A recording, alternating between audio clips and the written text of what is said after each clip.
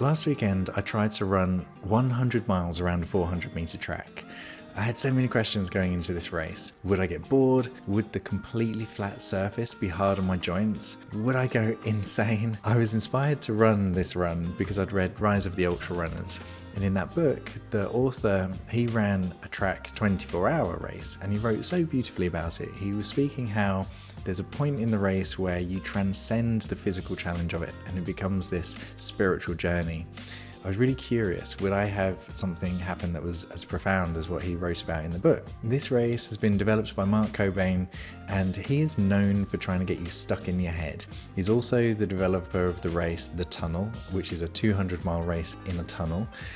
For this race, the Track 100, you're not allowed a crew, you're not allowed headphones of any kind. It is just you, the track, and your mind.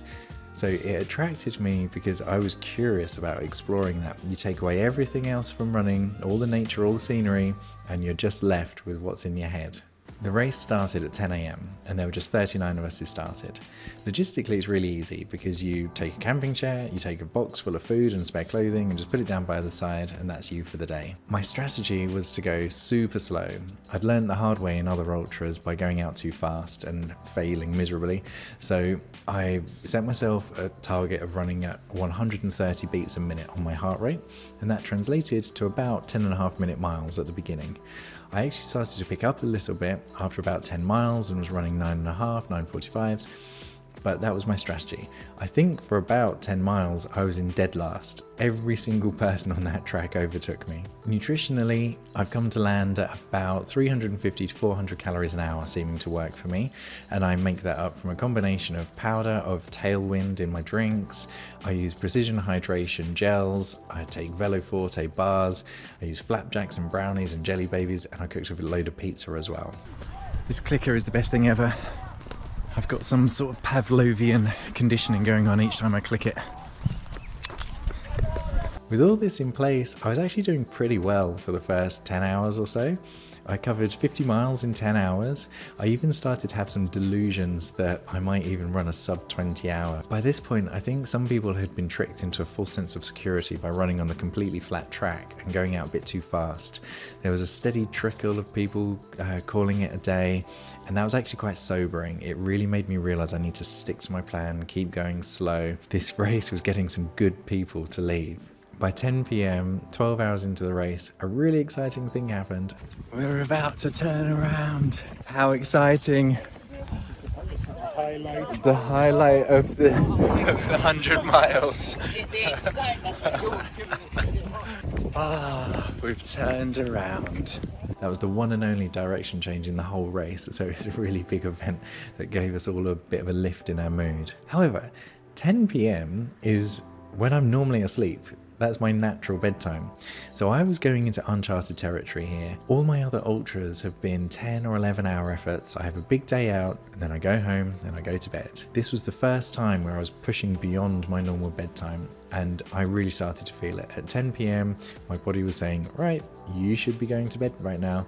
And another thing happened, my gut said, you shouldn't be eating right now. So while I'd had a really good nutrition strategy up to that point, from that point on, I was really struggling to take on more food. But as they say in ultras, it never always gets worse. So eventually I picked up a second wind and started to do all right again.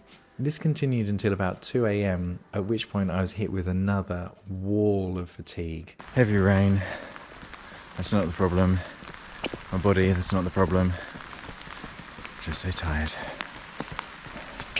Could do with a little nap. Every cell in my body wanted to be asleep, and I was just plodding around. By this point, the rain had been blasting us for about 4 hours, and it was showing no signs of letting up. The track just turned into this monster that was sucking us in, and we just had to keep trudging around. This time, it didn't let up. From 2 AM to 6 AM, it just got progressively worse and worse. At 6 AM, I'd run 90 miles, and I had this freight train of negative chat in my mind. Why am I here? What am I doing here? I'm such an idiot. I can't do this. You're not going to finish in the time cap. You might as well DNF now. What's the point in hanging around for another 4 hours? You're not going to be able to do this. That was the chat going in my mind. It was so believable. It felt so real that I wasn't going to finish that I filmed this. 90 miles done. And even if I continue the pace I'm going at, I'm not going to finish. So I've decided to go and spend some time with the kids and get off this track. 90 miles is a good day in the office. I didn't have the 100 in me, but I think I'm pleased I did this.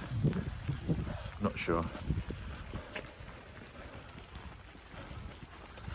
We'll find out.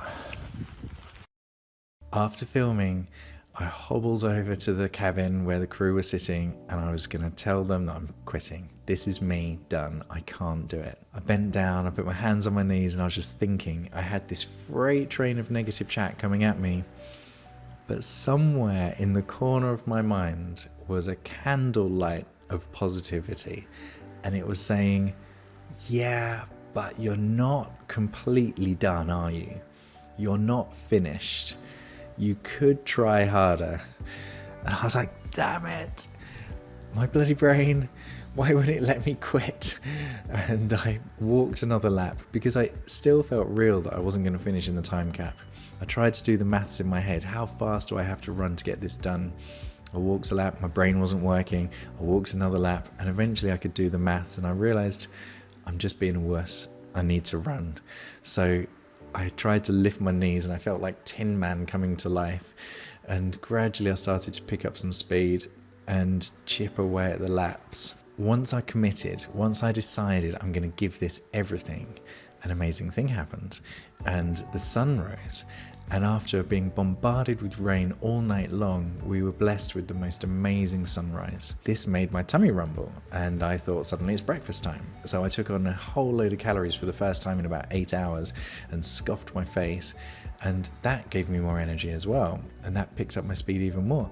So I wasn't going fast by any means, but I was able to go from a walk to a run walk and start to chip away at the laps.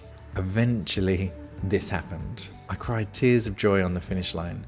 I was just so pleased to have pushed through what felt like a real barrier. That 90-mile mark felt so real, yet it wasn't. It was all just an illusion. I could have kept going. And to get there, to get to that finish line, it was the best thing I've ever done. So now I'm left with a paradox. Do I want the fun 50 milers, the 10-hour efforts, the great days out in nature, I have a load of fun, and I go home and I go to bed? Or do I want the miserable, really hard, horrible 100-mile races that bring you tears of joy on the finish line because you're just so amazed you've got it done? Because what I realized in this race is you can't have one without the other. I was crying tears of joy because it was so hard, but because it was so hard, it was so miserable. So at the moment, I'm just deciding what to do. And how about you? Would you fancy a track 100? Would you fancy being stuck here with just nothing but your mind and your body? I'd love to hear down in the comments. And if you want to see one of my adventures that has slightly better scenery, check out this race here, which I did in Snowdonia, and there are many more mountains.